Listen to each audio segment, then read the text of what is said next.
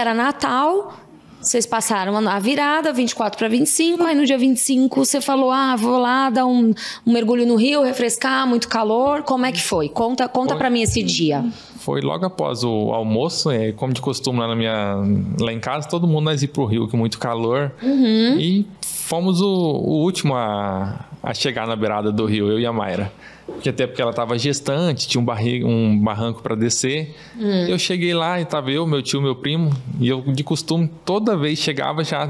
Primeiro pulo tinha que ser pular de mergulhando, assim, para dar aquela sensação de adrenalina. Ai, que delícia. Dá aquele choque térmico. E todo mundo pergunta, mas como que foi? Você conhecia o rio? Conhecia. Pedi para minha irmã entrar antes. Falar, onde que tá a fundura aí? Ela entrou, tá aqui no peito. Meu tio pulou, falei, como eu sou grandão, né? Vou vir correndo para alcançar o fundo. E nessa eu não alcancei o fundo, caí no raso. E dali em diante, a vida mudou completamente. E você me disse que você lembra desse momento? Você lembra de você batendo a cabeça? Lembro perfeitamente. Na hora que eu pulei, antes de cair na água, eu já tive a sensação, putz, o pulo foi errado. E tive o choque com a cabeça no chão e submergi e dali já não senti mais nada nos meus movimentos. Falei, nossa, aconteceu alguma coisa muito, muito grave. E fiquei ali só boiando, mexendo minha cabeça e todo mundo, para de brincar. Achavam que você tava... Achavam que eu tava brincando. Já chega, Helder, tá deixando sua mulher assustada. Aí minha irmã veio e puxou pelo cabelo. Eu gritei, socorro. Ali boiei de novo e fui lá no fundo. Eu falo que foi Deus, porque já tinha acabado a respiração. Submergi. E foi aí que meu tio falou, vai lá e resgata ele, já passou de brincadeira. A hora que meu cunhado veio, eu falei, nossa, quebrei meu pescoço. Ali todo mundo viu o tamanho do problema. Não, e tem que dar graças a Deus que você não morreu afogado. Você podia ter morrido afogado, né? A maioria afoga quando mergulha. Tem isso. Então, se a pessoa tá sozinha, não tem o que fazer, né? Não tem, precisa ser resgatado. E aí, quando te tiraram da água, quanto tempo depois você teve assistência médica? Quase 1 hora. Quase mais de 1 hora, porque nós estávamos num sítio, aí até que a ambulância veio fazer o resgate. Acabou a internet, não tinha sinal de telefone. Meu irmão teve que subir uma montanha gigante para conseguir sinal do telefone, até que veio a ambulância, resgatou, e cheguei na cidade, e foi lá que, depois de hora, a doutora deu um medicamento lá para não sentir dor. Foi onde que eu tive o diagnóstico e realmente fizeram lá o raio-x que tinha fraturado a cervical. Mas tem a ver com o tempo de espera do atendimento ou não interferiu, assim, em nada, na gravidade da lesão? Não que eu saiba, assim, geralmente tem no resgate, né? Mas a família do Helder resgatou certinho, porque eles eram do...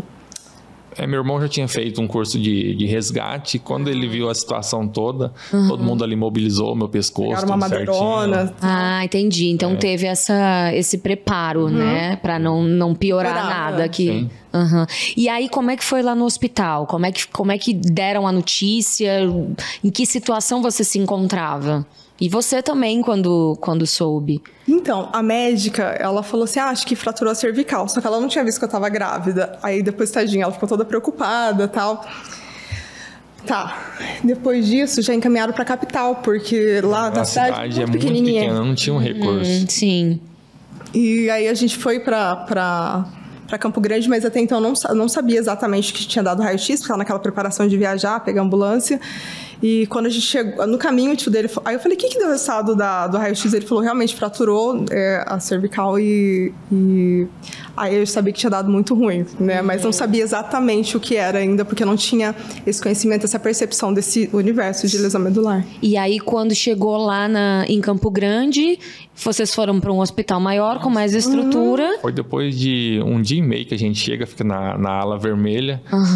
Era um hospital público. Isso, surgiu a vaga e foi aí que, ali eu tava só naquele universo, sabia que eu tava sem movimento.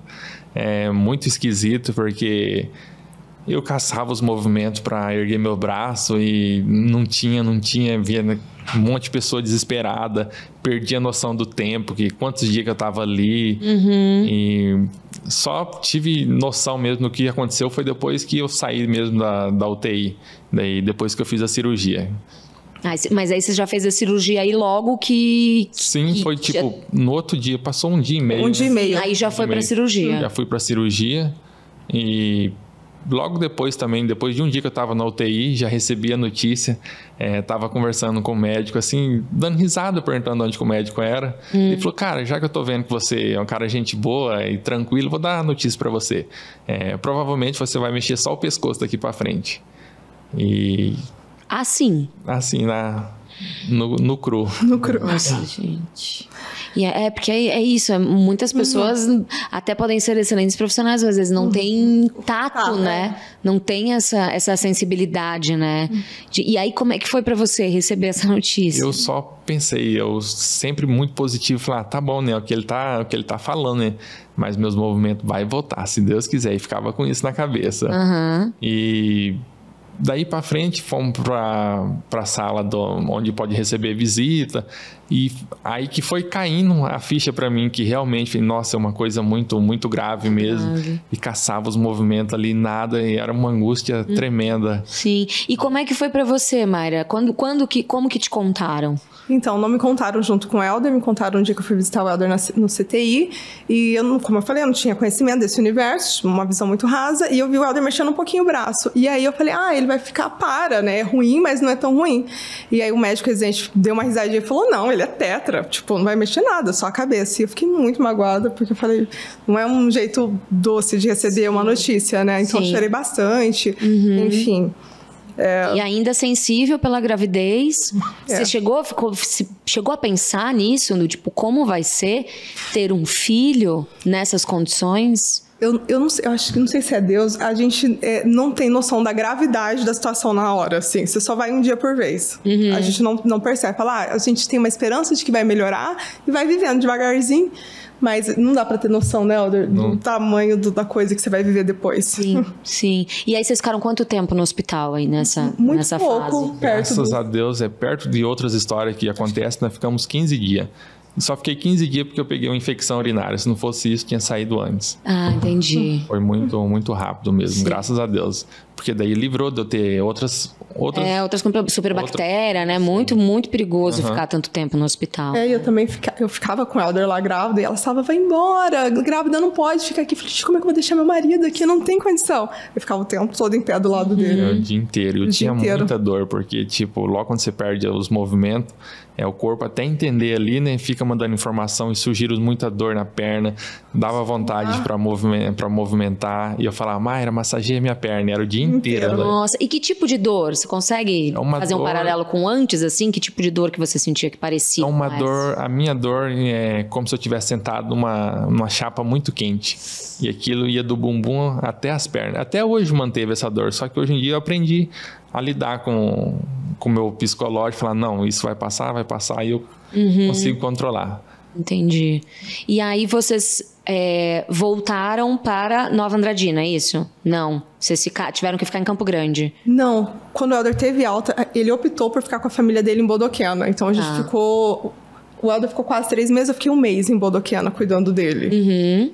Então a gente volta para casa dos pais do Helder, eles adaptaram lá um quarto e a gente ficou ali 1 mês nesse quarto, tentando reaprender ele. Porque saindo do hospital, eu falei, nossa, lá em casa vai ser muito difícil, só para mim, para Mayra e para a família dela lidar. E como lá em casa nós somos entre 8 irmãos, falei, mais gente e vai... E era Natal, né? Tava cheio de gente, era final de ano. Vai dar um respaldo. Sim. E você saiu do hospital movimentando o quê? Nada. Eu fazia esse movimentinho do braço só aqui. Isso, era só isso. Muita pouca coisa. Só isso aqui, de um braço só? De um braço só. Ah, entendi.